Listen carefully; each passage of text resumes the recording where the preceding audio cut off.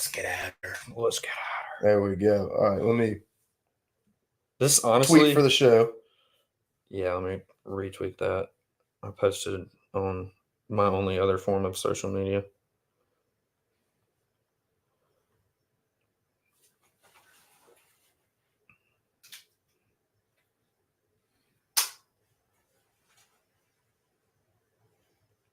I'm dressed like a fifth grader right now. Brother, I took off Navy shorts to put on a Navy shirt and a Navy hat. There you go. This slate kind of sucks. I'm not gonna lie to you. Yeah, it's kind of ass. Next week's gonna kick ass though. Oh, I know, it's so good. Which we can also look ahead to sneak preview next weekend if you need me. Ooh, if need what are we be. looking like at the moment, Matt? I'm ready to check all 7 now. Sick. I think 3 of them regular. I'm not watching on here. I'm not. Yeah. No. All right, I'm gonna be all hopping on Twitter though and retweeting the link probably by clicking the notification. Oh, yeah, fair. Yeah, I quote tweeted the tweet. That's what I'm saying. Yeah. All right, should we jump in? Yeah. Let's fucking do it. Oh, whoops. Well, welcome to week 4, Down East Sports Network College Football Show. I'm Jacob Miller. We got Paul Phillips here. Got Matt Jones behind the 1s and 2s. Yeah, dude. Pitter patter. Let's get at her. Let's get at her. Well, we'll jump right into it. Got a good question on Twitter from Clip. Good buddy.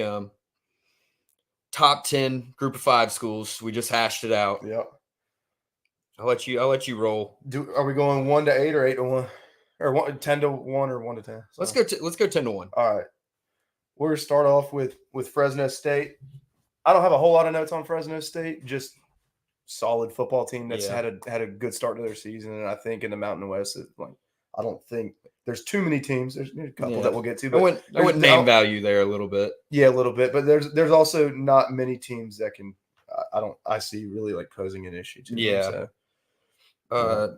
9, we had the Bowling Green. I don't know. Falcons. There you go. Yeah. I'm not on it today, but cool yeah, stadium. we got BG. Got a close game with Penn State. They Yeah, definitely look good. Had the lead at halftime. The MAC looks. Mac is kind of wrong. Maction is going to be even more interesting this year because there's actually good teams in the MAC, which is kind of weird. Let you hit 8 there. All right, we'll get in. Speaking of the MAC, we'll get to Toledo. Obviously, coming off a massive win at Mississippi State. But their coach died.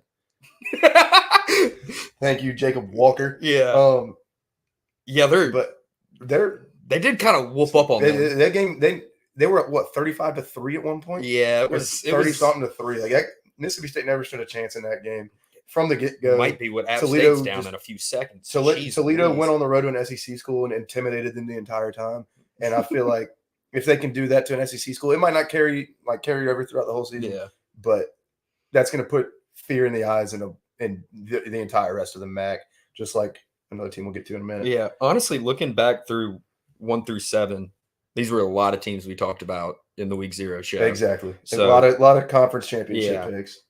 Week 7 was a team I picked to win.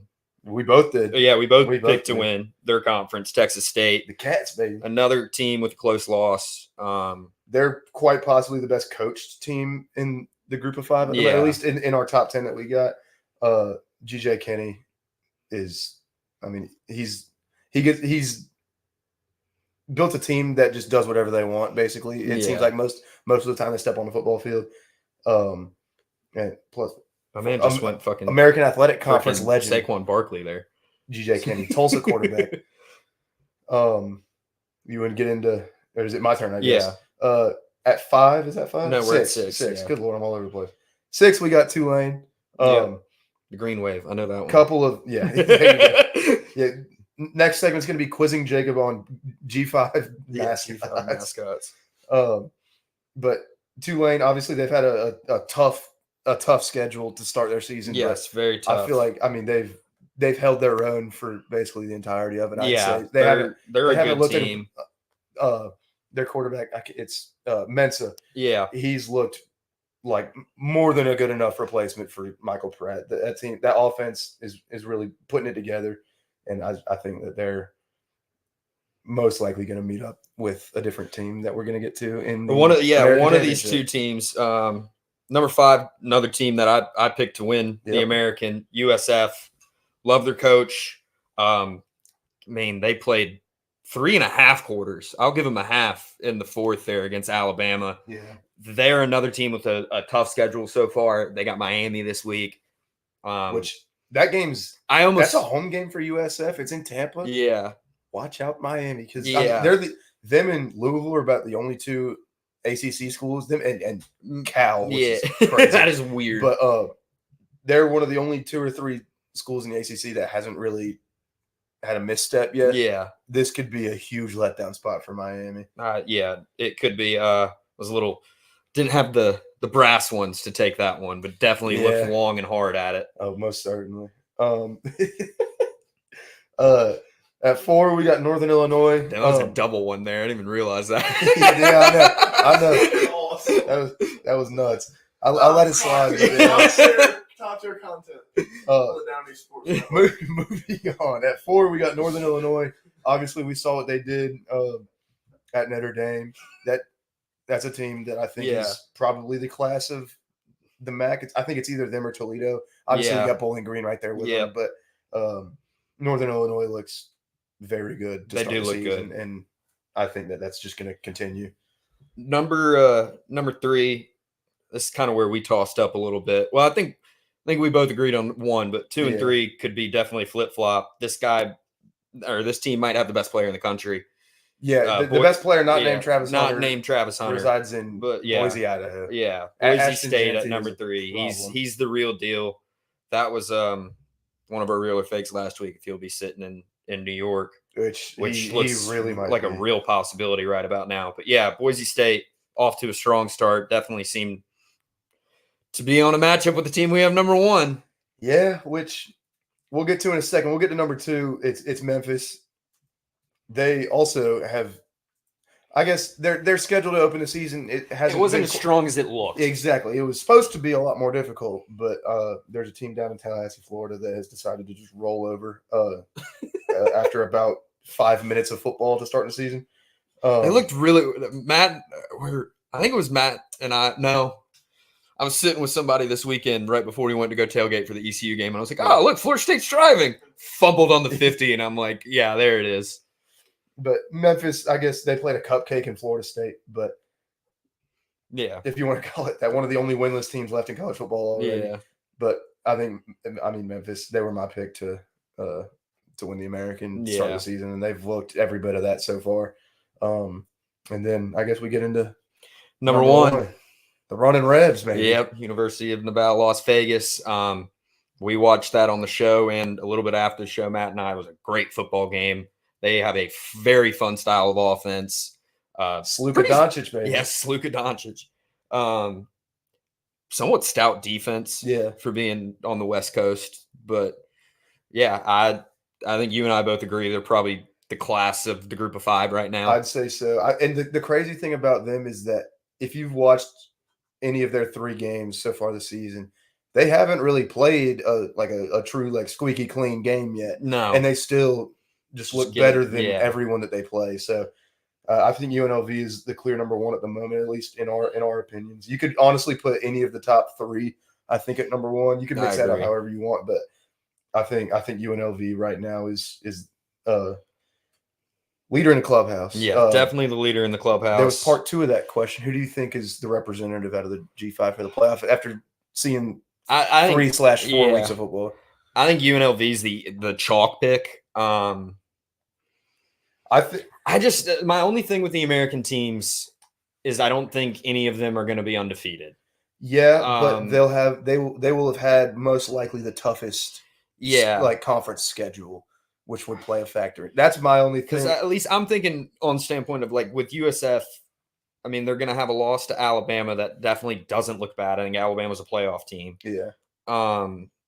Say they lose to Miami, and if that's their only 2 losses, it's 2 great losses, but I could see a team like Texas State maybe only having 1 loss. Yeah, Boise State only having maybe 1 loss. Yeah. Texas State could run the table from here on. Yeah. I think.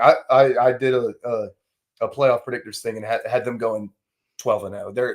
They're a one-loss team at the moment. Yeah, their schedule's I think they could cake. go 11-1. I think they're going to run the Sun Belt, especially in the West, which is a a much easier division side than the East. I think they'll just fairly easily play because I think their 2 East games. I think Old Dominion's one of them, which they look all right. Yeah, I think it's. We did talk about this because it's Old Dominion, Georgia State. That's right. Yeah, their schedule's cake in the conference because they play the entirety of the West, which most of them stink, and then. Louisiana's not bad, but Texas State I think would be the clear favorite. I guess game. Troy took a drop off this year, didn't they? Yeah, a little bit. Well, they ended up. I mean, John Summerall's at Tulane now. Yeah. The chat is glad that you have returned, Paul. Oh, I'm happy to be back.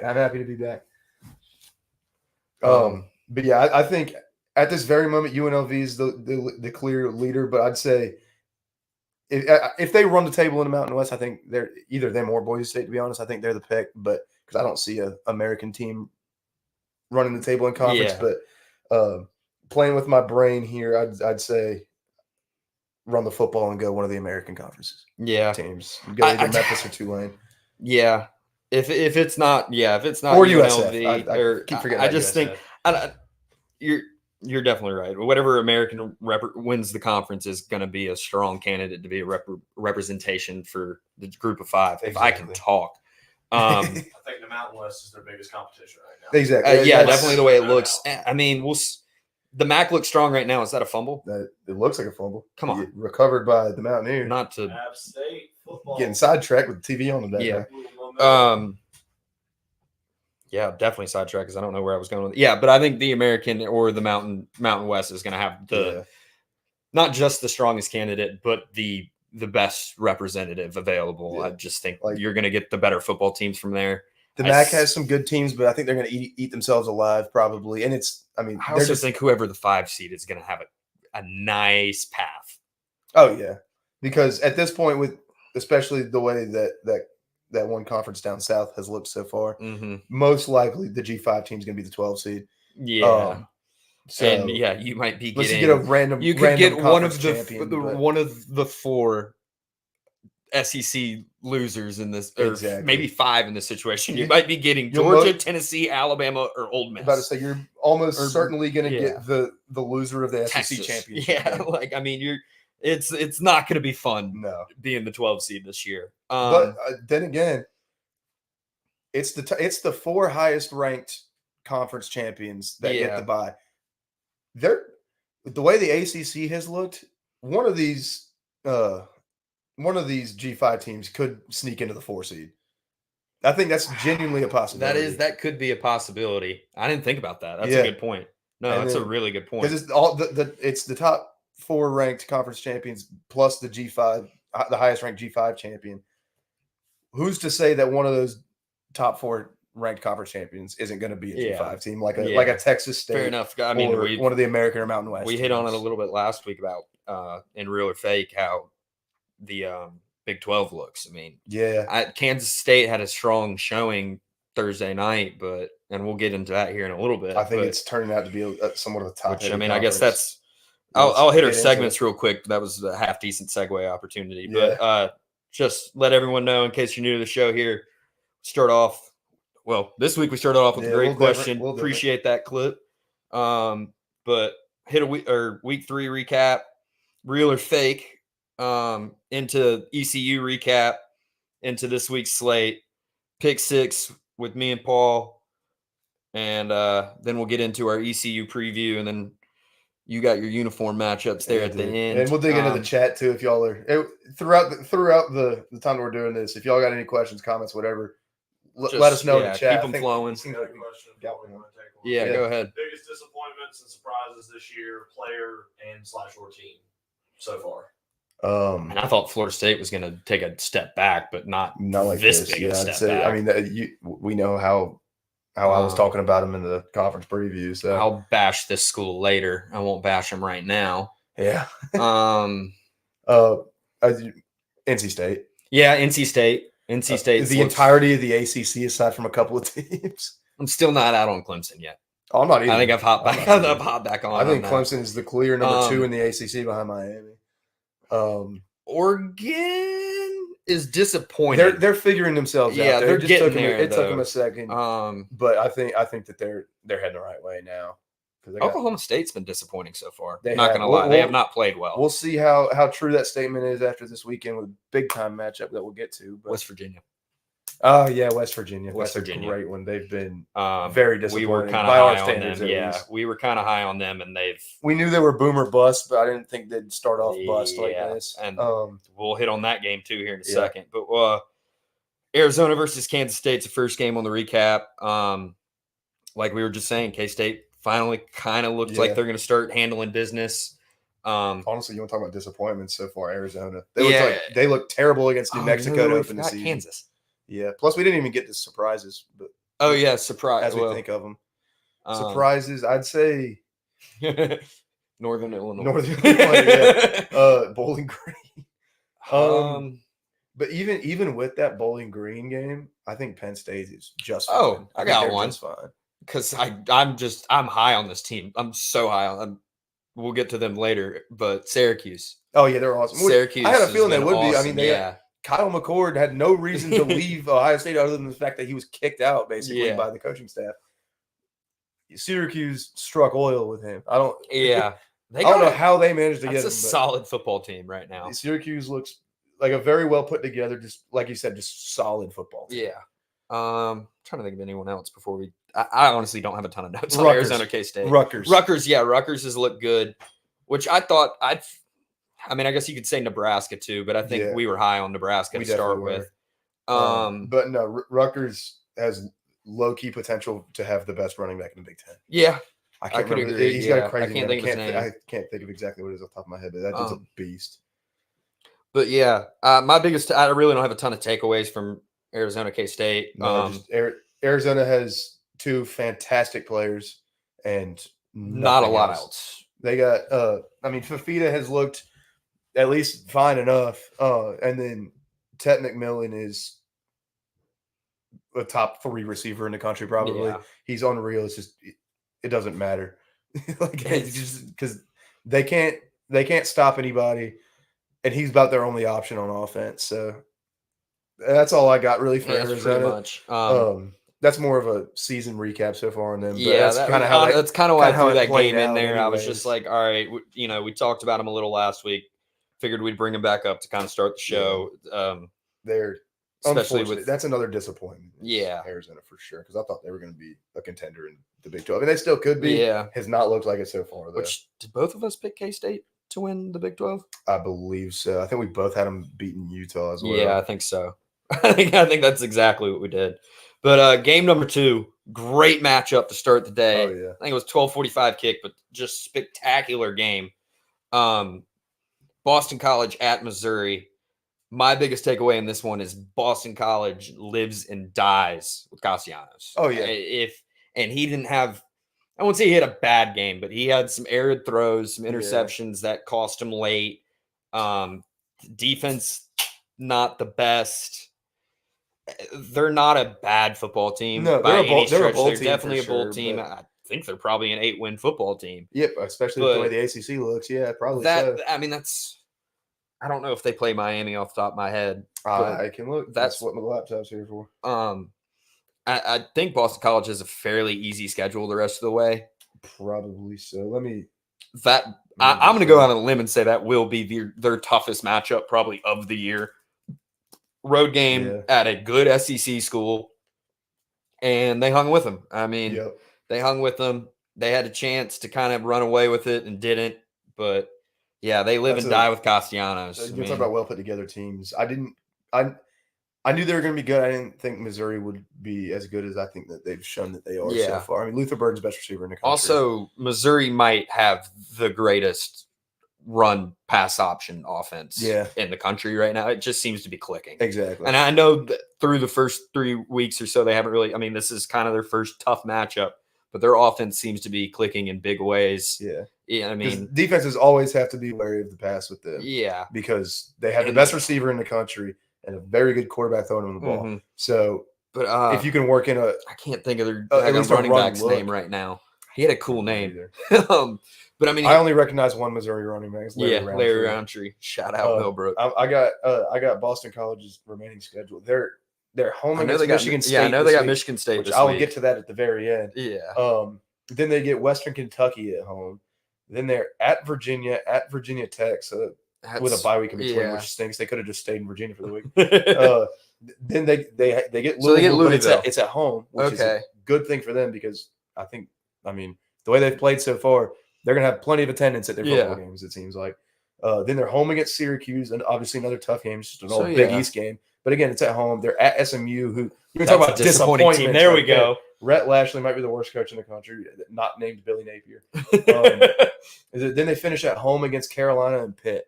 Yeah, that is a very manageable schedule. Yeah. Pitt looks decent. Again, 8-win football team. Exactly. That Pitt screams at least an 8-win football team to me. Pitt and Boston College are very different football teams, but they're the same football team. Yep. Honestly, you probably throw Carolina in there too. Yeah. But Boston College, they're going to be just fine after. I agree. A 6-point loss on the road at a top 10 ranked SEC team. Yeah. I think you're just fine moving forward from that.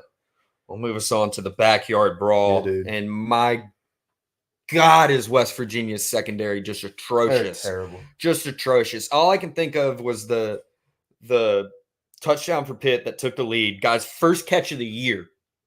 First catch of the year has 3 guys on him. You tell me you can't get a hand on the ball. Yeah. You can't get one hand on the ball. You're up 10 in the fourth quarter. You can't hang on. They cost me. I now have my first losing record of the season. Yeah. It could have been 500 if West Virginia just could have just took care of business. But I will say Green, I think it's Derek Green, their quarterback. Garrett Green.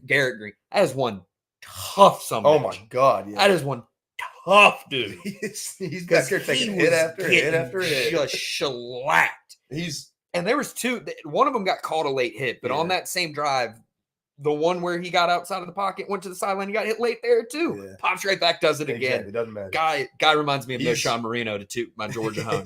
I mean, he just gets hit and gets right back up. He's one of the more underrated quarterbacks in the country, in my opinion. He can spin it too. That was a pleasant surprise. I just didn't notice him against Penn State. Yeah, obviously so, but problem is, as good as he is, West Virginia still cannot. They can't find ways to win football games. Yeah, it seems like they're always there towards the end. They just can't.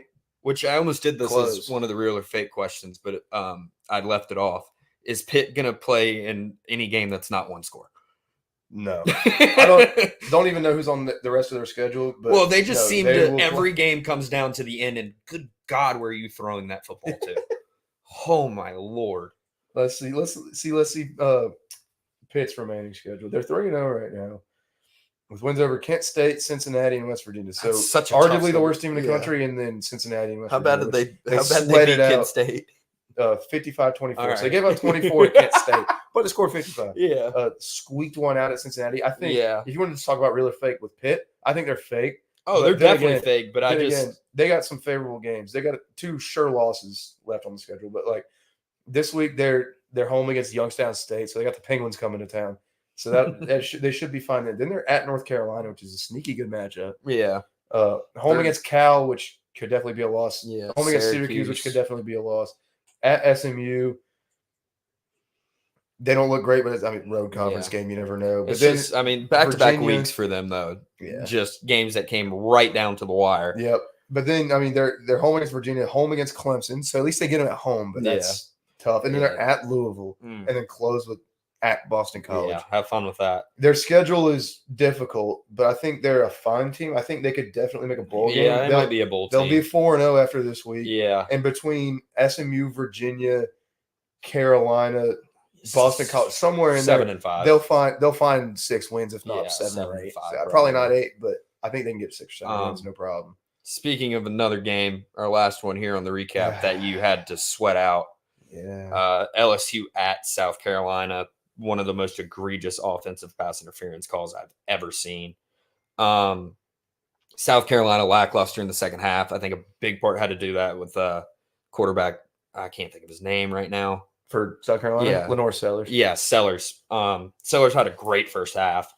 I think that sack at the end of the half. I Yeah. think that's what took them out. Yeah. And they just were not the same football You team. can't have that just deflation and loss of momentum going into halftime if you expect to win a game. And I mean, power to them to hang. I mean, a missed field goal, which God did field goals cost. South Carolina had that game won almost. Oh yeah, just poor clock management.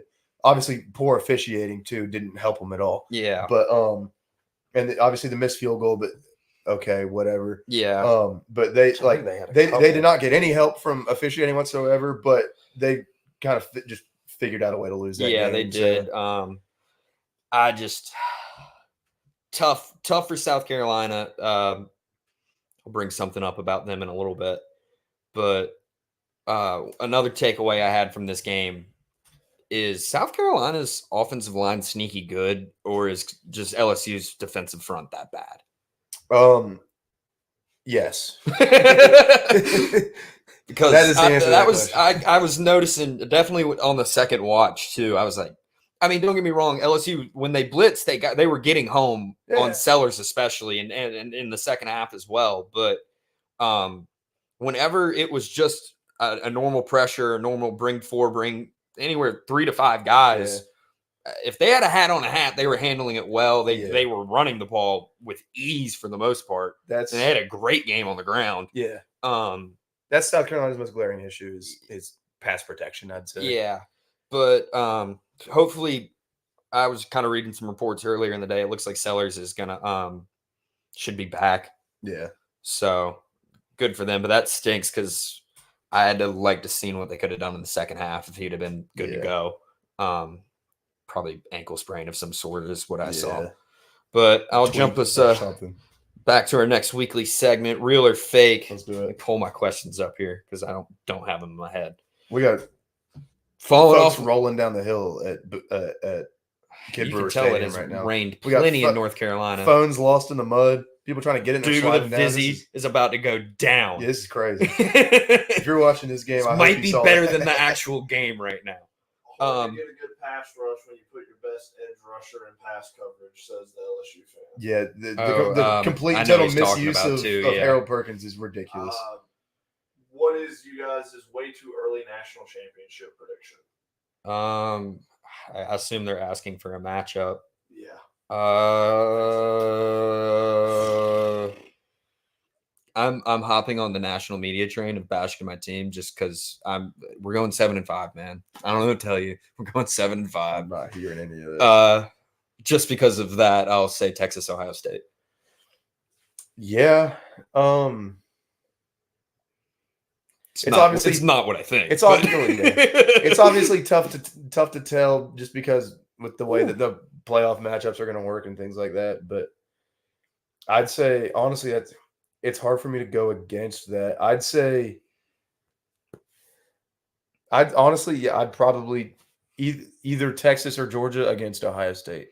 It all depends on where they line up in the bracket. I changed my answer.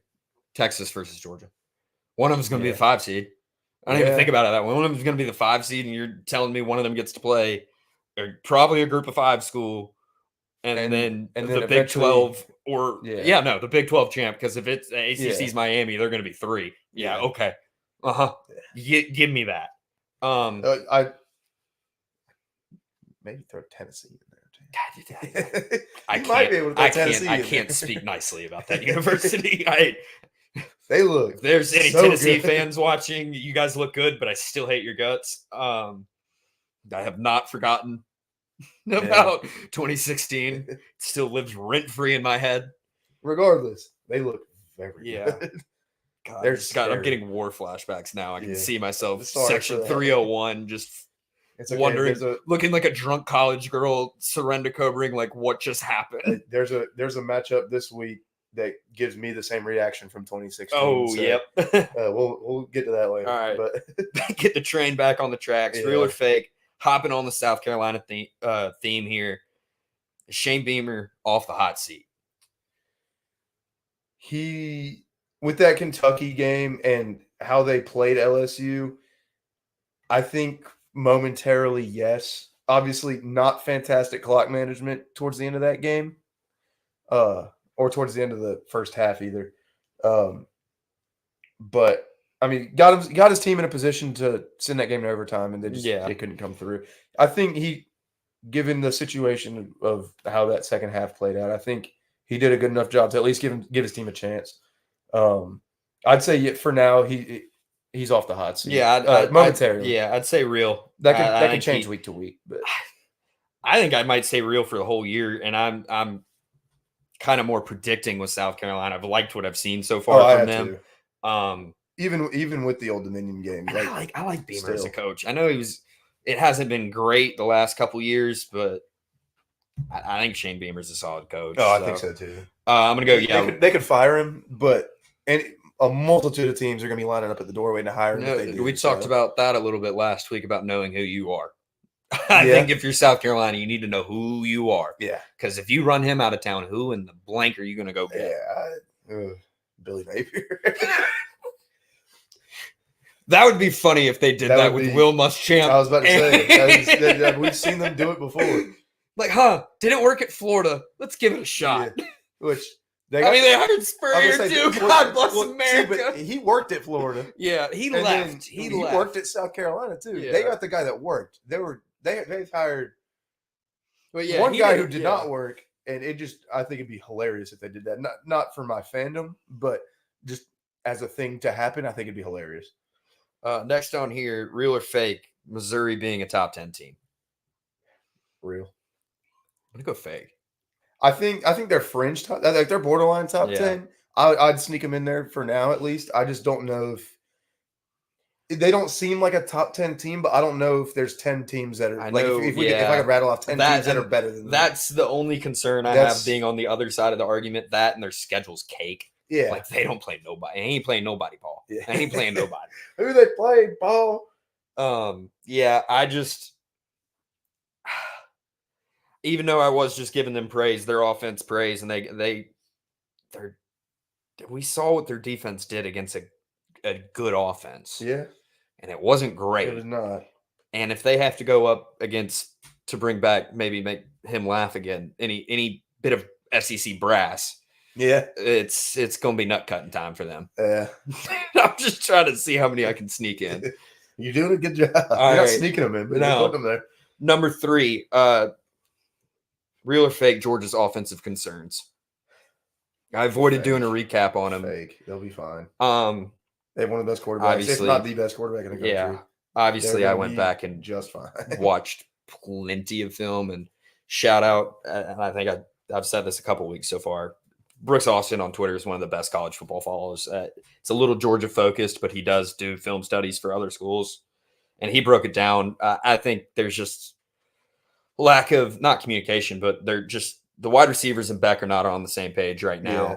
I thought this would be. What the heck did you just say? Thanks. We're having sidebar conversations over here. I thought at the beginning of the year there wouldn't be much of a transition with the offense. I know losing Brock Bowers and Ladd McConkey, it hurts. And I heard this on Brooks Austin's show, and I did not think about this. I think the loss of Rosemary Jack Saint has been the biggest thing. He really seemed to be a leader in that room. Where the heck is he in the NFL? He's with the Skins, baby. Is he? Yeah. Does he play? No. Okay. All right. No, sir. Didn't think he would. I like Rosemary though. He was a good college player. But which I mean, we'll talk about, or we won't talk about. No, he's with the Eagles now. Leadership. He was with us practice squad. Now he's with the Birds. They just don't seem to be kind of clicking on the same page right now. I thought Delp, obviously wouldn't be Brock Bowers. Thought Dylan Bell would be kind of a utility tool. Yeah. I like what I've said. Bobo's been bashed all week in the Georgia crowd. I'm a Mike Bobo stan. I've always I like Bobo the first time around. I like him the second time around. I don't know how you could. Georgia fans just have a problem with offensive coordinators. It's what they do. Yeah. They just complain to no end. But either way. And we were talking pre-show. I'm not concerned. No, I think honestly that game could not have happened at a better time. We saw it last year with or was it 2 years ago? Was it Missouri? Or no, 2 years ago it was Kent State. Yeah, oh my God. Last we year always was have one. Missouri. Honestly, Kentucky, we've struggled with Kentucky with Kirby 3 or 4 times. It's just one of those games that We y'all had y'all like have a one every 17 year. to 3 game or 6 game with them, and it was like 10-6 Yeah, heading into late 4th. I mean, yeah, yeah. There's a thorn in y'all's side as far as it's like they're always gonna like It's it's them going to and be a Missouri. tight game. Yeah, exactly. At least under Kirby. But y'all because have if it was y'all have Mark that Rick, it game. would be South Carolina. Exactly. Y'all have that one game every year where you look like NC State. Yeah. and then you're fine. Yeah. Georgia will be just fine. Yeah. I Especially think, offensively, I think they'll figure that out and they'll move on. defense still looks great. Exactly. Yeah, you had no problems with that. Couldn't happen at a better time with a nice trip down to T-Town coming up. Might as well get it out of your way now. All right, here are what I consider my 2 fun ones. Let's hear it. All right, real or fake? Michigan is going back to pre-Harbaugh era Michigan. We're talking Rich Rod days, baby. Yeah. Yeah. Real. There. And this could go bad. Yeah, which is they're not a bad football I team. think they're a poorly coached team. They definitely are that. They have talent. I think they've taken a huge step back on talent. Oh no, they definitely have. It's just like you can see where their talent is. Like you could see bright spots in that roster. It's just it's not across the board. And they're cheaters. Aside from quarterback. Yeah, exactly. Oh yeah, and they have 2 awful options at quarterback. Exactly. And just 2 awful options. They didn't have a good quarterback the last couple of years. He just was perfect for that system. But now that system's gone. Yeah. And so is all of the talent he had around him aside from Donovan Edwards. So what you got? A crowd suggested real or fake category. Georgia needs to partner with Uber or Lyft and with an NIL. Yes. Let me take a guess. Let me take a guess on who made that comment. I think it was Sue. It's kind of what I figured. Yeah. We have a driving problem. I don't know what to tell you. Real or fake? We have a driving problem. Yeah, you had one against Kentucky too. Nice. I'll be here all day. All right. My last real or fake. Stanford and Cal rejoined the Pac-12. Real or fake? Fake because with the whole deal with the ACC, they're signed on, and it's going to be damn near impossible for them to get out of that. They got oodles of money, but even still, I don't know if they would see that it's worth it to buy themselves out of it. I'll give a second one because I was in between these two. The AAC collapses in the next 2 years. 2 years? No. 5 years, maybe. It's kind of my coming. answer to that. It's coming. I think so. I mean, I've said it for a couple of years now. I think ECU will be an ACC school soon enough. And it's probably not an ACC that we want to join. No, because But it's an ACC that we're going to have to join monetarily. Yeah. We will not have an option. No, it's going to be our it's only. It's going to be our only saving grace, really. But crap, me playing with the TV, lost my train of thought. I think UNC, Miami, Virginia are on a path to the Big Ten.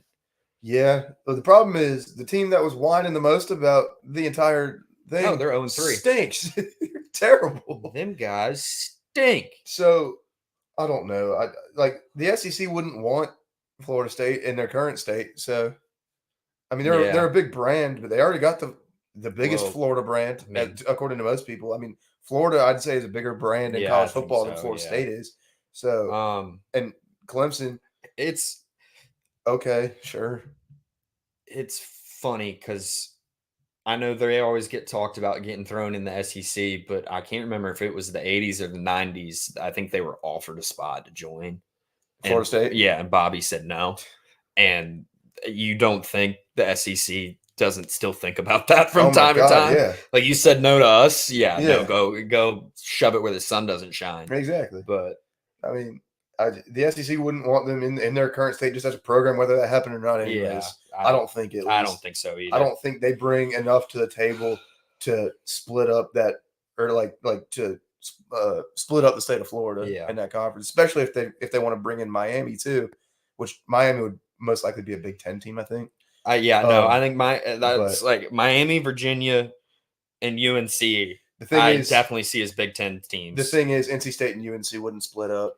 Well, I think NC State would fit the mold of the Big Ten. See, I think NC State is the at least on an education Big 12 expansion team. I think they're a better fit in the Big 12. I agree I with think you. UNC would fit in the Big 12 too because that is now the premier basketball conference. in My the only land. argument, and as sometimes on Wednesdays I'm known as hockey guy, Yeah. so UNC is going to have a college hockey team soon. Them and State just both moved up to in the ACCHL, whatever whatever division they moved up to. They're there with I know Alabama's in that division, which Alabama has a great club hockey program. I think that's the same division Florida Gulf Coast is in. Potentially, yeah. Because Florida Gulf Coast has a good club team, Yeah. or at least has in the past. Both of those schools are on the up and up with hockey, so it would make more sense. Crap, in the they're Big building 10, they're building a they could also 5,000 seat arena. Oh, I know. Well, They could also just be in Hockey East, but yeah, fair. But I don't know. That to me, just as soon as they started building that stadium and knowing that the Big Ten likes smart schools, it's kind of their thing. Yeah. I think it'd be, especially now that the Pac-12 doesn't exist as it did. Yeah. I think there's way too many schools that don't want to be split up from each other in the ACC for them to all go to one conference. So I think the ACC, there's definitely potential for it to fold at some point in the next however many years. I don't know if it would happen because I don't know if it'd be worth it to try to breach that grant of rights. I agree. Hey, look, Matt, they're running cover one. God bless America. And on that comment, I'll lead us into our first ECU segment of the show. Yep. I know we're probably a little more ECU focused crowd here. Definitely. We will do a preview more towards the end, but just kind of recap the just choke job we had against Appalachian State, for lack of a better term. Honestly, we choked it away, but it's not like we did anything outside the first quarter at least offensively. Defensively, we were all right. I can't remember. This was, and I thought this immediately after the game, that I felt like we kind of sat on the ball after App made it 16-8. Yeah. And I was kind of like, I think we just kind of rode on our coattails, and I went back and looked. That's how it felt, at least. I can't remember if it was the following 2 drives or the following 3 drives. We ran the ball 3 times in total of those drives for 12 yards. Didn't think maybe you wanted to give Raji the ball a couple more times. Yeah. I mean, as good as a start as Jake Garcia had, our running backs are the strength of this offense. Give them the ball. Yeah, I agree. Run the damn ball. Where's the hat? In the other room. With the trick plays, Bert. Nice. Run the dang ball. When I went back and looked, and I went through the drive summaries, and I was like, you got to be kidding me. And I know there was a fumble in there, and a lost fumble in there, but I don't understand it. College kickers, man. And I know that's a sore subject for you. I'm not going to speak. I know it's a sore subject for you, but it's been a problem at ECU for our current specific situation. I'm not going to speak on it. But it's been a problem at ECU for a little while now. And we had one of the best kickers in the country in Jake Verity. Yeah. A good amount of years. He leaves, and it just it has not been good since Verity's left. Also, why is Luke Larson still holding footballs? Not that he's had like any slip ups with it lately. Yeah. I just feel like the track record is not great enough. So and not to toot my own horn, we talked about it last week in the preview.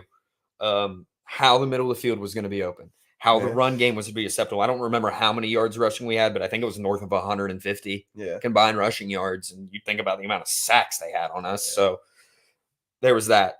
Third play from scrimmage. What did I say, Matt? The seam was going to be open. It was open all game. Yep. I mean, they run, and I'll get into coverages with Liberty and why I have an opinion on that game. They run cover 1 or cover 3 the majority of the time, which is actually funny on that beater on the third play. They were actually in cover 2. Yeah. And he's still just the wide receiver. I can't remember who caught that ball. It wasn't the tight end, was it? I'm having a brain fart. Who caught our first touchdown? Winston Wright. That's right. Winston Wright. Great play by him. 65 yards. Acknowledging the fact that it was cover 2 and moving back towards the seam and splitting the safeties. But that place was bumping after that too. Oh my god! And we talked. That's I think what and maybe it just felt that maybe we just couldn't move the ball. Maybe that it wasn't that we were sitting on it, but you had the crowd so into that game. Yeah. And just to be lackluster, and it seems to be kind of a theme with Coach Baker. He scripts a really good game. Those first 10 plays are great. Oh my God, yeah. What happens afterwards is just not. His first quarters are unreal. And I can't solely blame him because I can't sit here and defend Bobo in one segment and then bash an OC in the next. Yeah. Garcia has not been great. No. I won't say he's been bad. We talked about maybe switching to Caden Hauser last week. I think Garcia's the guy. I think he proved that Saturday, despite the interceptions still kind of being a theme. Yeah. Some not great interceptions, but he's got the ability to move this offense. We still just can't find the daggum end zone. Yeah. He held on, like, he kept the ball in our hands for. I thought he played a really solid game. I thought so too. And I think we just got too one-dimensional and yeah, easy to figure I'd like out. to see us commit to the run more. I'll get into that later in the show. Let's look at his. 18 to 28 for 266, one touchdown. I only had the one interception. Yeah, which that was just wasn't a great interception. Poorly timed and interception. Just it was backbreaking, poorly thrown ball. That ended the game, but a dropped interception by us, and just at least we can still hang our hat on that. This is and. From the standpoint of, I'll say it as a standpoint as a group of 5 defense, this is an elite level group of 5 defense. Oh, 100%. Elite level defense. This is probably a top 20 defense. And I know Coach Houston's getting a little bit of hate right now. Big game this weekend on the schedule. We got 2 tough matchups in a row. Yeah. Or 3, I guess, if you throw App in there. UTSA, I'm not super high on at the moment. So. I'm not either, but then again, just I'm looking not at it. Astronomically high on us either. So. Yeah, just looking at it. Just taking it at face value. Yeah. The Dodgers scored 20 runs tonight. Holy crap. Good Lord. App State has 60 yards of offense. Holy. Yeah, they gotta pass the sticks. They got 21 skunk. Yeah. But that was a great pick, Jake. And App, back to get back on track. App does have a good pass rush. Yeah. And so I'm not super upset with them getting to Garcia the way they did. No, I'm not either. There were a lot of moments where he didn't have a whole lot of time to throw the ball. We knew the offensive line wasn't going to be. I won't say they're a bad spot, but it's definitely not a strength right now. No, we have a good amount of experience on that team, on that offensive line. Yeah, they should be better than they've probably shown. But I don't think that they've played super either over or under expectations. I think they've been fine. Average. They've been fine. They just faced a good pass rush this past, or at least they haven't shown it tonight. But what I thought was a good pass rush. Yeah. But that dropped interception by us at the end was, that was a killer. We just poorly timed mistakes, and as much as I don't like Coach Houston's generic answers in press conferences following losses, he was not wrong talking about just we had mistakes at the wrong time. They made the plays and we made the mistakes. That's 100% what it was. That's what lost us the game. Just ill-timed mistakes and letting them capitalize on it. Yeah. That's what it came down to. I hope this motivates this team in the right way. And I think that I have faith in Houston there, at least doing that. Kind of go back to something I said earlier, that you got to know who you are. Yeah. I think Houston, I know last season was abysmal. Yeah. But I think last season was somewhat of an anomaly. I think so too. We've seen this program take strides in the right direction. I won't say move in the right direction. Yeah. But we've taken strides in the right direction. It was a slow burn to get to where we were in 22. Yeah. Obviously, you lose the amount of production we lost from 22 to 23. You lose darn near a 5-year starter at quarterback. Exactly. And it shouldn't have been that bad last year, but we knew that it was going to be a drop-off. My opinion on where this season could go for us has not changed an ounce after Saturday. Yeah, I still feel perfectly fine about where we are. Which that game did not shock me at all. It wouldn't have shocked me if we won the game. I think that game was it was what it was. Yeah. And I think our outlook on the season has not changed one bit based on that game. I don't think so. I think we're still very much a bowl caliber team. Yeah.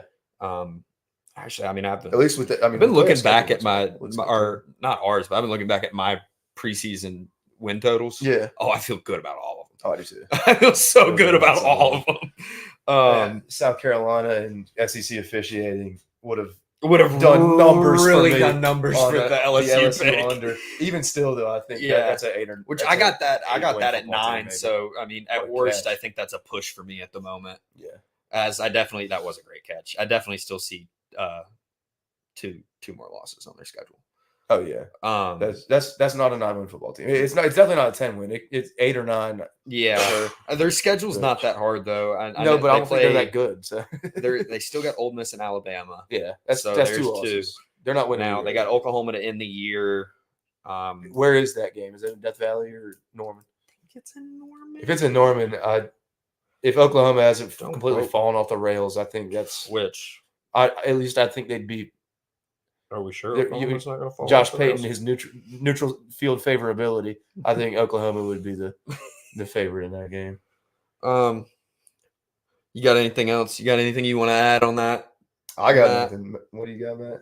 Nothing. Well, I'll move us on. Oh my right in. God. Oh my God! Is it pick Pass the 6? sticks, bro. Oh, he's gonna get caught though. He's getting chased. Horse collar. Horse Oh collar. my God! That was an egregious horse collar. Yep, and they got called for it. He deserves about 3 15-yard penalties for that. That That was insane. just yanked. I mean, they're gonna. I don't know if any of y'all are watching the App State South that was Alabama just game, but this is egregious.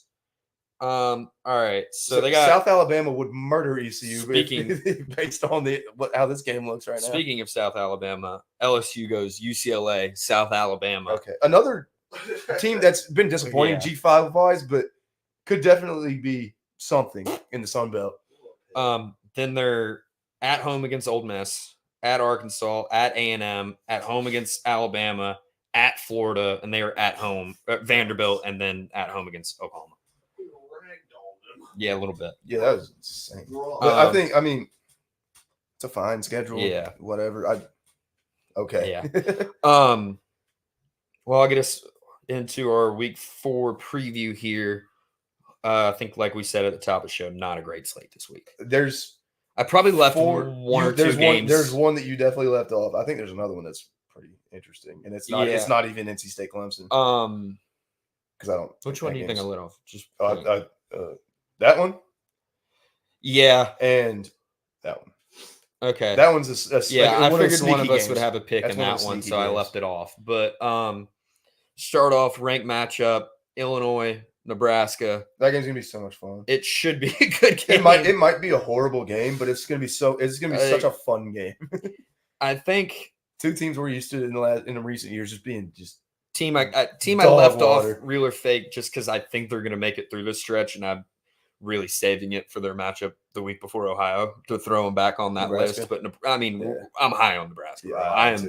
I I am drinking the red Kool-Aid. Raiola looks to be the truth. But I do he- think this is going to be a tough test for them. And Raiola hasn't looked like he's one of their best. I mean, my offensive bad, not players. Raiola. Patrick Mahomes Jr. There you go. Yeah, That crap's weird. yeah, But it's strange, especially because he denies it. yeah, that's just weird. He Um, is Patrick, but Mahomes he is the in truth. college. but He is the denies truth. it. Oh yeah, he's and he hasn't even been their best offensive player No, either. but He's it's for funny. a true when- freshman to go in and do what he's doing. Obviously, he was he was the number 1 quarterback in his class, right? Yeah. Yes. He obviously big 5-star recruit. Yeah. that Matt Rule stole from Kirby Smart. But Hey, I like the guy we got. Oh, We're I know, good. yeah, We you're can just sling fine. the pill. but Oh no, I'm talking. We got the 4-star kid we got in that class. I can't think of Podletsky or something Yeah. like that. He looks yeah, he's good. boy can sling it. But Nebraska looks like is the week before Ohio State. Is that when they play Indiana? I think they play Indiana next week. Is that next week? Yeah, That's I'll going to look. be a fun game because Indiana looks good too. And their schedule is very favorable. I got my Indiana's Google is, machine but asleep at the If sticks you listen to over there. Unnecessary Roughness, you've probably heard Liam Blutman talking about how that they're 9-win Indiana, and they definitely could be. Indiana looks They're another one of those random fun. At Purdue versus Big Ten Rutgers, teams. and yes, the week before they got Okay. at Indiana. That will Just be the most slept on game yeah, of that week because that's a big week. yeah. I think this being at home for Nebraska definitely gives them the edge here. Yeah. Um, Because there's a tough answer for real or fake at Illinois. yes, You don't that know. I really don't know about Illinois. I think that is the biggest thing we're going to learn about this game is really what truly. I think we got a good grasp of what Nebraska is, or at least what Nebraska could be. Yeah. Illinois is very much up in the air right now. Where Definitely. I don't. They looked apart so far. Yeah. So I think for both of them, this is their toughest test so far. Mm-hmm. I got Nebraska winning here. Which Illinois had Kansas, but Kansas hasn't proven to really Kansas be a whole lot. They just got handled by good. UNLV. So. Yeah. But I think Nebraska. I love how everyone is celebrating. Dude in the cowboy hat there just wants to kill himself right now. I think this is more of a prove it spot for Nebraska than Illinois because Nebraska is very much getting probably too much hype for not what they deserve, but just for where they are so far. They're 3 games into. Let's remember what Nebraska's been for the last 20 years. Our whole lifetime, pretty much. This is exactly. Aside from like the Sioux years and things like that. Right before our lifetimes, they were fantastic.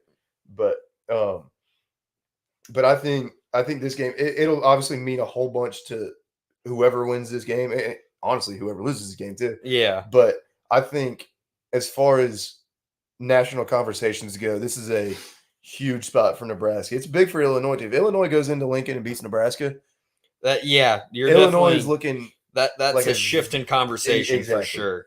Exactly. But I think Nebraska wins this game just simply.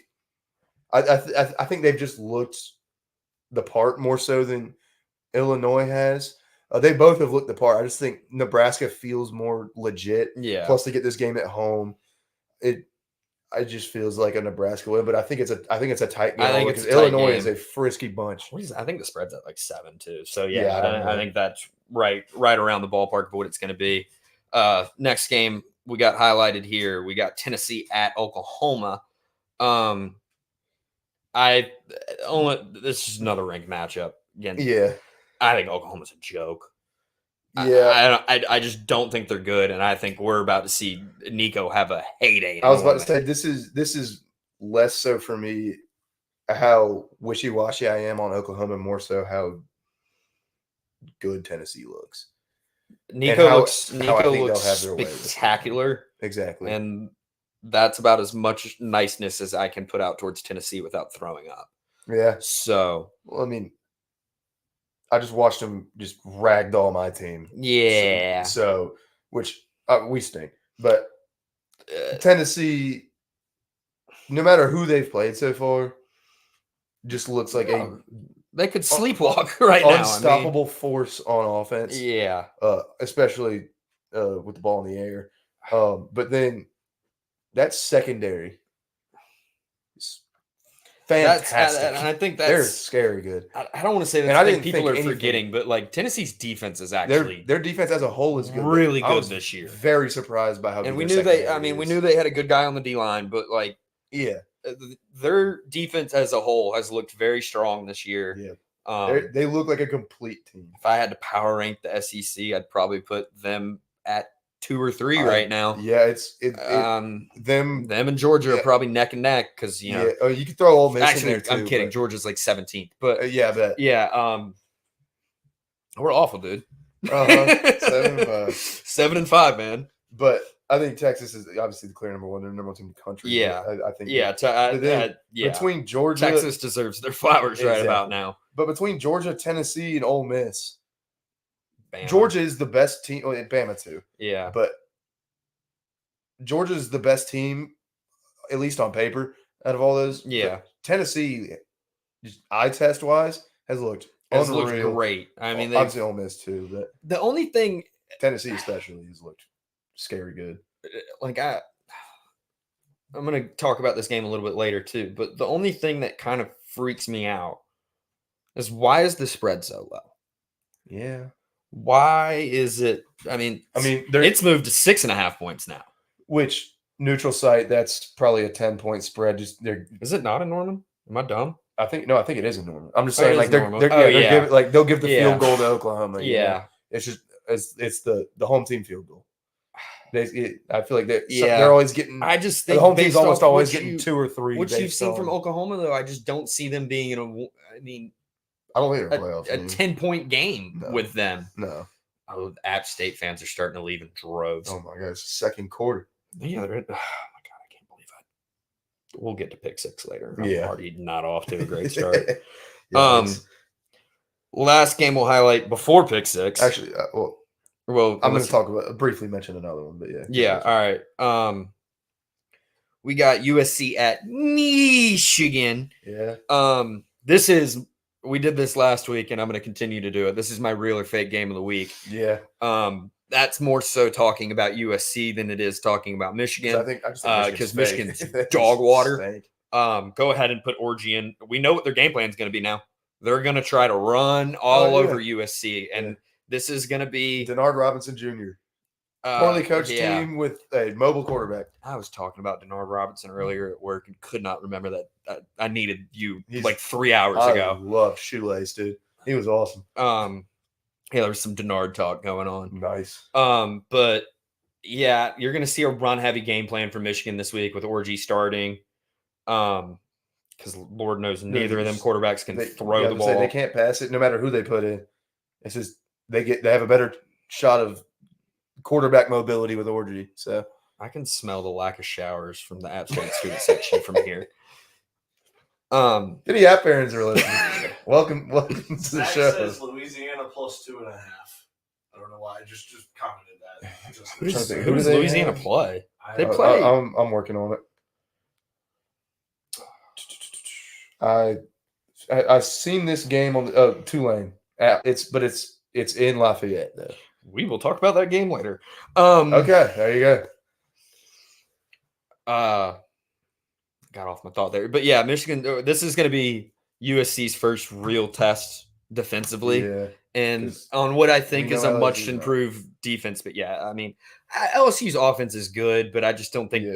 Sorry, Zach, I don't think LSU is anything that special this year. I think Zach would agree with me. Although they did their freshman running back, that was the best decision they made to switch to him because that boy can play ball. He can touch the rock.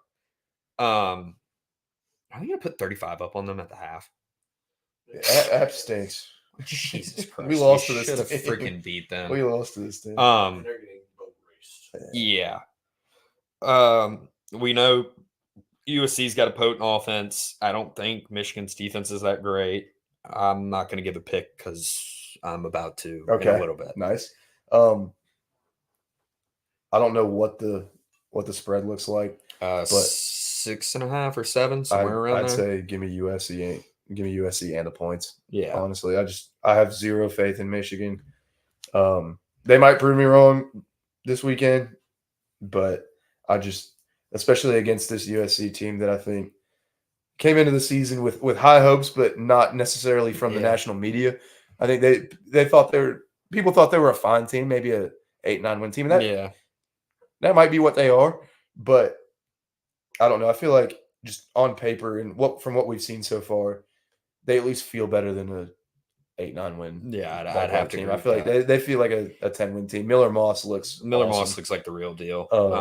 They're fun to watch. They are fun. I mean, it's Lincoln Riley's offense. Exactly. It's going to be a fun team to watch. The game I think you're about to talk about was my number 2 in line for real game fake of the week. But yeah, Oklahoma State. At Oklahoma State, I think is the only thing saving Oklahoma State here. I just think Oklahoma State's fake, man. I think so. I don't think Alan Bowman's a good enough quarterback to win this game, especially when you look at the quarterback on the other side. On the other side of the field. Did you hear that stat? About Bowman and Rising. So their combined age is 47, I believe. Yeah, and which is older than Caleb Williams and CJ Stroud's matchup Sunday, which was 44. Exactly, 3 whole years combined on a NFL matchup, one of which not even a rookie this Yeah, year. the Second-year guy just played his 18th career or 19th career game or Exactly. something like that. So, but I just think Utah is going to be too physical for Oklahoma State, and they're just going to be able to pass the ball better than Oklahoma State will. Ollie Gordon hasn't looked like what we thought he was going to worth look a damn like. so far compared to his expectations for this season. I just think it's going to be too much for Oklahoma State, especially with, Utah's defenses look pretty good. I didn't have too many opinions on this game. I just felt like, and I'm going to get into it in a second, which I can just bleed that in if you want a smooth transition right here. Yeah, smooth transition, man. Pick six, baby. Let's get into pick six. My first pick. Go ahead and roll all six of yours. I got you. Utah money line at Oklahoma State. I think I can't remember what the spread was on that game. It just feels like a game that Utah maybe won't win handily throughout the game. It just feels like a game that they'll probably pull away from. Moving on, NC State at Clemson. I got the Pack plus 20.5. 20.5 just felt like way too high of a number for this game. That's almost always close. I've been in the stadium when it wasn't close. But more often than not, this they game are a 2.5 point dog. Sorry, 2.5. Yeah. Who, Utah? Yeah. If they're a dog, come on now. Yeah, come on. You take Utah. I might have to sprinkle that. Yeah. But NC State plus 20.5. That number just felt too high for the Cal. I mean, this is a trophy game. It's a trophy rivalry. NC State's won this game the last 2 years. We haven't won at Clemson since 2002, I believe. But it feels like a game that I don't think we win this game, but I think we keep it at least closer than 3 touchdowns. Save that next one for later. Okay. Yeah, we'll get into that later. We'll get my pick 5 right here. Mine's going to be a pick 5 too. Don't Nice. you worry. We'll get to Rutgers at Virginia Tech. The over-under set at 44.5 for this game. That felt That so seems low. pretty low. They 100% know something that I don't. I just feel like Rutgers, their best way to move the ball is on the ground, so that's going to obviously chew up some clock. But I think that they're going to figure out a way to put the ball in the end zone, and I think Virginia Tech honestly will too. I think this could be a game where I don't know if Virginia Tech wins this game, but I think that they look better than they have so far in this game. I think this might be the most underrated game of the weekend. It's a Virginia Tech team that's very talented, that had high hopes coming into the season that hasn't lived up to them yet, and then a Rutgers team that absolutely zero people were talking about going into the season and have looked like a very fun team that's winning ball games. And I think that this game could just end up just being a points fest. Maybe not Oklahoma, Texas Tech 2016 type game. Yeah. But definitely a game that I think 44.5 is just way too low for. Utah State at Temple. I'm doing the thing that I did to open the MLB season and I've done lately in the MLB season and just fade the A's and the White Sox. I started off with the A's to open the season. Then they won some games early on, which moved to the White Sox. Shout out to the Tigers last series being against the White Sox. Not to talk about baseball, there you go. But gotta handle the Orioles first. Exactly. But thinking about Tigers playoff baseball, baby. But I'm fading Temple every chance I get. I think they're the worst team in the country, and I don't think it's particularly close. The only team giving them a real what a hit. Only team giving them a real challenge for that is probably Kennesaw State, but they're just warming up to FBS play, so I don't hold that against them whatsoever. I think Temple is absolute just dog ass, to be honest. Yeah. So I'm going to take the other team's money line every chance I get. I won't keep throwing that in the pick 6, but just keep that in mind. Whoever's playing Temple, if it's not even if it is an FCS team, just you might want to take them, yeah. And then to finish my pick 5 for the moment, Florida at Mississippi State. Under 58.5. These are two absolutely wretched football teams. I will not be watching a second of this football game because I value my sanity. But just the under just feels perfect. Mississippi State couldn't score against Toledo. No. Don't know why they're going to score against Florida. And Florida hasn't done anything to prove to me that I think that they're a team that can score points. If Florida under loses, 58.5, that number feels like a balloon. If Florida loses, does Billy Napier make it out of Mississippi with a job? No. He's on the streets of Starkville on Sunday. collecting if pennies, they lose that game. trying to get a Greyhound back. Exactly. Mississippi State fans will happily He's heading to Shreveport. happily send him on his way because they don't want him anywhere near that program. So It's on a Greyhound bus heading to Shreveport, on Yeah. down to New Orleans. Okay. Yeah, I'm sorry, I had to make a music reference I didn't realize there. it. I didn't realize it. I just I it see it fit now. too well now. I mean, Yeah. it just Well, we'll get to yours now because we have the same. I think I now we have see a what pick he on the said same earlier. a pick on the same game. Yeah. I'll run through 5 of my 6 picks. Although we have a different line on that game, which is funny. Interesting. Why I didn't give a pick on the USC game? I got USC minus. I think it's. Do I have that right? It says -5. Touchdown app. The Hail Mary. Hey, let me. We've open. seen that when No free ESPN ads, but time let before. me open a gambling app. There you go. Where they at? No, yeah, USC -5 against Michigan. I don't know why that number keeps going down. what I the- think what is USC is that? going to boat race them. Yeah. Yeah. I'll go ahead and give App State -7 because that's about as dead can be. So we're going to go ahead and just say we're 0-1 right now in this Yikes. week's pick 6. Oh my God, my cousin Josh was on TV. Hello, Josh. Hey Josh. Front row in the overalls at the app game. So- For his sake, I hope, and for your sake, Yeah, I hope this turns around. that would be great. I don't think they're going to cover. Nah. To Zach's point earlier about Louisiana, yeah, give me the green wave, buddy. 2.5. Yeah. I like we talked about at the top of the show. I think Tulane's a great group of 5 team. I think Yeah. they're really solid. In-state rivalry. It is an in-state rivalry. It is start off at least being a good game. It's at Louisiana. Exactly. Their crowd is going to be up for that game. Is that a trophy game? I can't remember. I love a good trophy rivalry. Zach, answer that in the chat. He'll be a little behind us. I think. Yeah, I know We'll he'll get be a there. little bit behind us, but while he probably answers that, Tennessee -7 against Oklahoma. Yeah, That just feels like cake It- right yeah, now. I don't that know why feels that like number free is so money. low. I mean, I guess we could both say our 6 picks, or we could preview our 6th picks, or we could just do the preview and then We can basically just- say what we're doing. Well, we can just roll that pick right into Yeah, the preview, and you have them at 6.5. I got them at 6.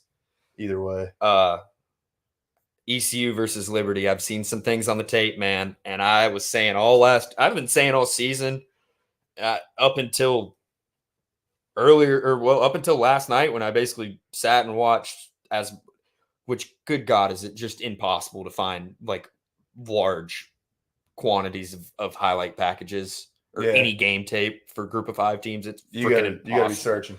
Dude, I can't find a video that's longer than like 6 minutes. Yeah, But from what I've seen out of Liberty in a game they had to come back and win against New Mexico State. yeah. Did we see how many points they let Campbell score? Yeah, that was And 10 points Wild. to an awful UTEP team. Zach said Yeah. not a trophy game, but they could battle for the rag. Whatever that Louisiana's involved with the rag. He says not a trophy game, but they could battle. I thought that for was the just. rag. I thought that was just Tulane. It's a Tiger rag. I thought it was Yeah. just Tulane LSU, but interesting. But yeah, for a team I thought would be kind of, well, they are the class of their conference, but that conference might be the worst in football. What, the Sun Belt? Yeah. Or the Conference USA? Yeah, Conference USA is not good. I was thinking of Louisiana. we got talking about Fun Belt teams. I don't love Liberty in this spot. Yeah. I think we have some clear advantages. Liberty is a run first team. Yeah. Cooley's out, Yeah, that is and true. that's their leading rusher. Yep. And the majority of He's the got drives, 266 and 3 tuds on the year. yeah, he's on their only leading, 34 yeah. carries. I mean, And he's been a great running back for them so far. yeah.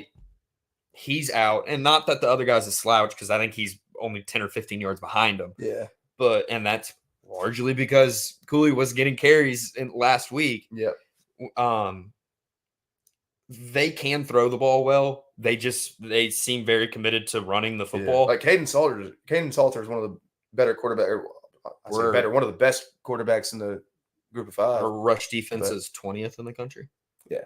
Allowing 73 yards rushing Plus on average. we have potentially the first corner taken in the NFL draft this coming year in Siobhan Rebel. Yeah, I mean, he's the truth. Although Jeff Nadududu was on Pirate Radio today, and apparently something in the secondary, somebody's going to be missing Saturday. I did not get up. That was a little birdie alerted me of that. Interesting point. So shout out to Clip again and Pirate Radio, Clipping, boys over there, clipping old Jeff Nadududu. and Jeff Nadududu.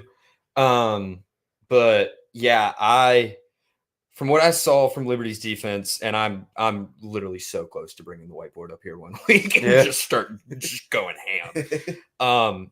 A lot of cover one shell man-to-man coverage. Yeah. They do seem to shell a safety. They don't go straight man-to-man. Yeah. But a lot of man coverage. I like the quickness of our team. Yeah. Especially at the tight end position and especially at running back. Yeah. I really would like to see us. I love me some Casey Kelly. Which their passing game is something I notice. I almost like to see us more or less mimic what I've seen from Liberty so far. I'd like to see us be a ground and pound team first. Liberty's passing game seems to move really well outside the hashes. Yeah. They got this one dude, Sibley. Yeah, I'm looking at his stats right now. So Caden Salter, their quarterback, has thrown for 726 yards and 3 touchdowns this season. Of those 726 yards, Sibley has 341 of them with a touchdown on only 14 catches. Yeah, he's going to be an issue. You wonder, as long as it ain't, I mean, hopefully he's on him all game. But I'd like to see us dial up some clear man beaters here. 5-yard outs outside of the hashes. Yeah. I think running back screen could be a killer. I've seen it on tape. It's been a killer against Liberty. I'd really love to be 2 for 2 and just be like, hey, look, last week's team's going to be open. Boom. Third play. If we get a freaking running back screen that goes to the house, I'm just going to be smiling from ear to ear. Someone hire me. I'm kidding. Please, that's what happens when you bring a Millbrook High School quarterback into the room, named Reed Herring. Hey, we're not going to. I'm not bashing Reed Herring, but we have a very ECU heavy crowds. Yeah. Can we call me a quarterback? Well, until you move to receiver. Yeah. You started as a quarterback. Started off as a quarterback. And it started off as a quarterback. Let's not. Let's be careful with that starting word. Started was not used properly there. But yeah, I definitely.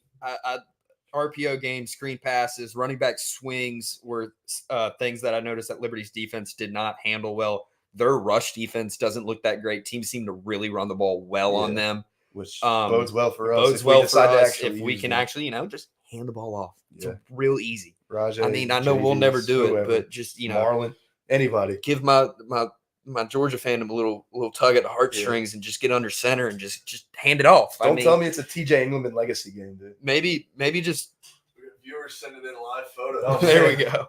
On the big screen. On the big screen. On the big screen. I mean, if that little tall sweep, just get me going. Yeah. But no, I really think I don't love what I've seen from Liberty's secondary on tape. Not saying that we're just, world beaters out here because clearly we're not. But I think we cause matchup problems with them in a way I did not previously see.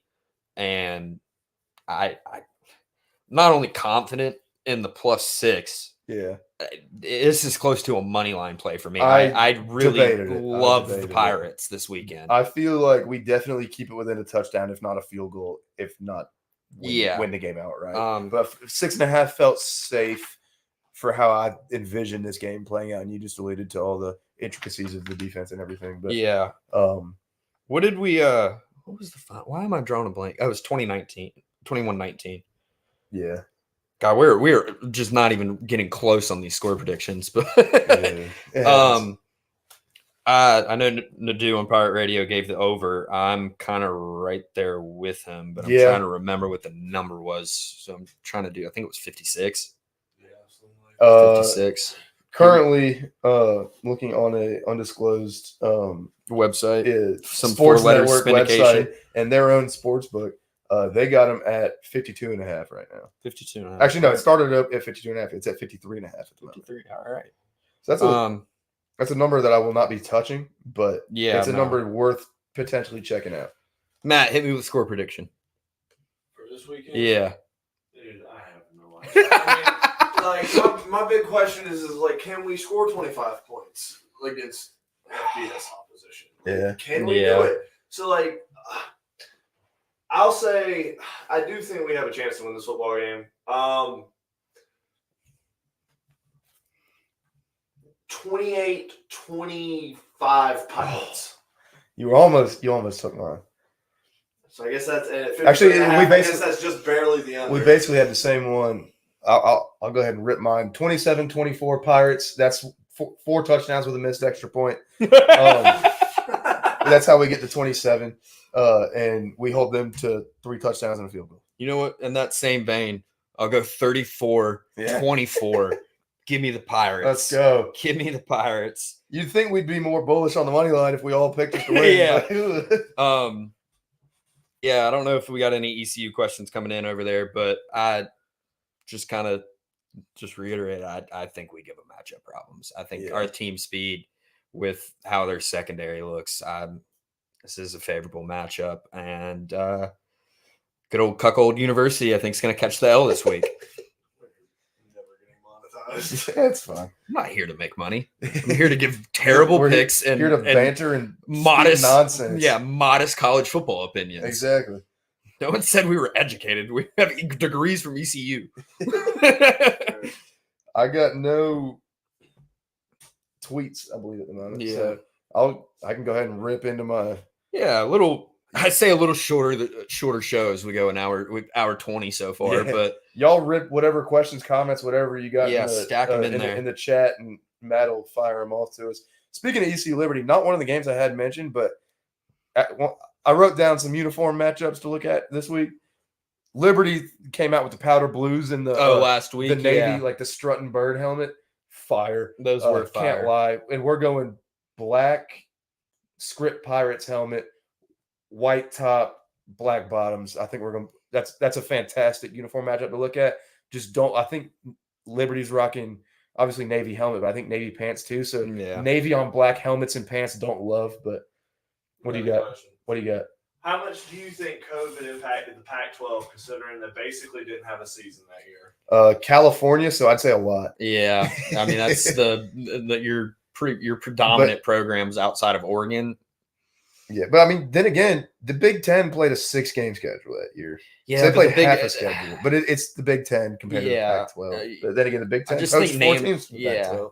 So I don't know. I think it definitely had something to do with it. I think it's TV rights. TV rights. Yeah, that's what I was going to say. Their TV rights cooked that. There's plenty of big enough brands in Oregon, Washington, USC, and even UCLA, especially if you take basketball into consideration. Yeah, with Arizona as well. There's plenty of big brands. Plus, you had Dion coming to Colorado just to leave. Yeah, fair, but I think that. I don't think it had anything to do with branding or anything like that, and not playing any games because they were fine from a notoriety standpoint. I just think that they weren't at the same echelon that Big 12, Big 10, SEC, ACC were at. But yeah, that's kind of how I feel. I think COVID might have played a part in it, but I don't think that was. Yeah, I think the TV rights deal had more to do with it than anything. Yeah. Moving on from, you got something? Yeah, just the follow-up question was, do you think it led directly to the downfall? And y'all just answered it. Yeah. So yeah. Other uniform matchups to look at outside of the team that you're probably already going to be watching anyways in ECU. Michigan State at Boston College. It's the red bandana game for Boston College. If you don't know that story, go look it up. It's fantastic. Go phone Jake Richardson real quick. Yeah, there you go. But yeah, Boston College rolling out the red bandana uniforms. Just heartbreaking, but an awesome story at the same time about Wells Crowther.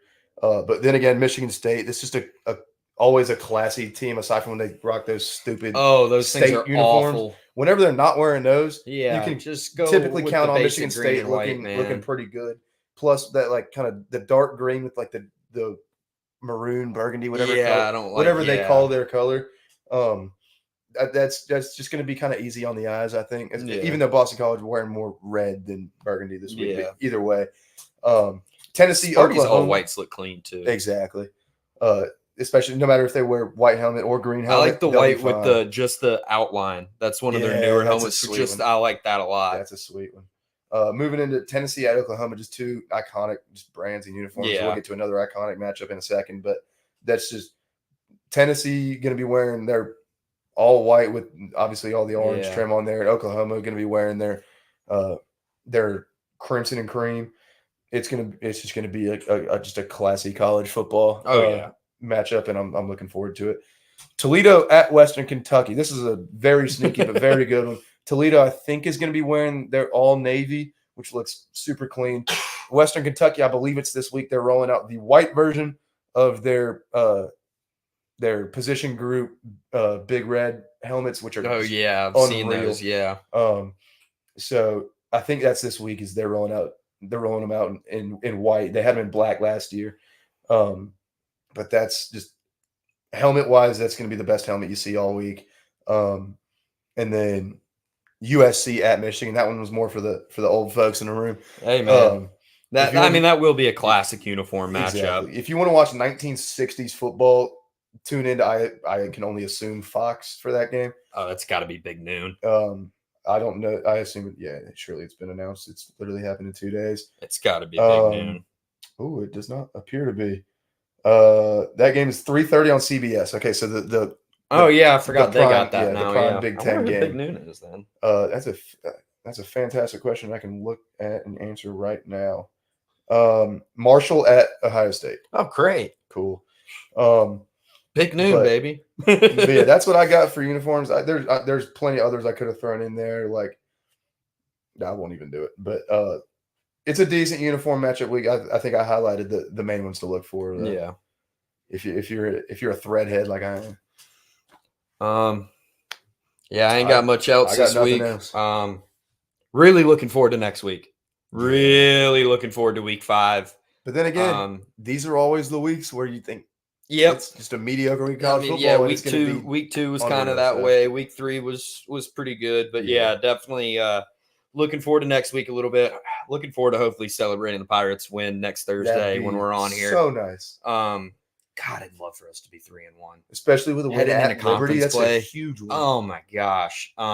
Just because people don't understand that Liberty's not Liberty from last year, so that vaults us up a little bit. But I think that kind of does it here on the Down East Sports Network College Football Show. Like and subscribe if you're on YouTube. Give us a follow on Twitter. Like, comment, retweet. We do check all that stuff out and try to respond as quick as we can when we're not at the good old 9 to 5s.